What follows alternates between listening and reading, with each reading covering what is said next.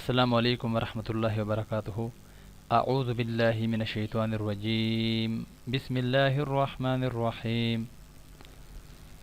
محترم سامعین، نبی کریم صلی اللہ علیہ وآلہ وسلم کا مبارک فرمان ہے، جو شخص کسی مومن کے دل میں خوشی داخل کرتا ہے، یعنی اس کو خوش کر دیتا ہے، اللہ عز و جل اس خوشی سے ایک فرشتہ پیدا فرماتا ہے جو اللہ کے عبادت اور توحید میں مصروف رہتا ہے۔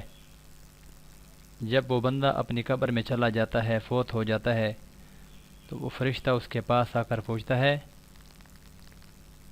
کیا تو مجھے نہیں پہچانتا؟ وہ کہتا ہے کہ تو کون ہے؟ تو وہ فرشتہ کہتا ہے کہ میں وہ خوشی ہوں جسے تو نے فلاں کے دل میں داخل کیا تھا۔ آج میں تیری وحشت میں تجھے انس پہنچاؤں گا اور سوالات کے جوابات میں ثابت قدم رکھوں گا، اور تجھے روز قیامت کے منظر دکھاؤں گا، اور تیرے لیے تیری رب کی بارگاہ میں سفارش کروں گا، اور تجھے جنت میں تیرا ٹھکانہ دکھاؤں گا۔ الترغیب و تہذیب، رقم 25، صفحہ 266، جلد نمبر 3 ہے۔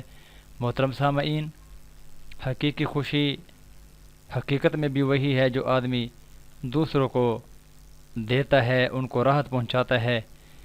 میرے محترم بھائی اور دوستو، خود بھی خوش رہیں، دوسروں کو بھی خوش رکھنے کی کوشش کریں۔ اللہ رب العزت ہم سب کو آپس میں پیار اور محبت دے اور ایک دوسرے کو ڈھیروں خوشیاں دینے کی توفیق عطا فرمائے۔ اللہ ہم سب کو عمل کی توفیق دے۔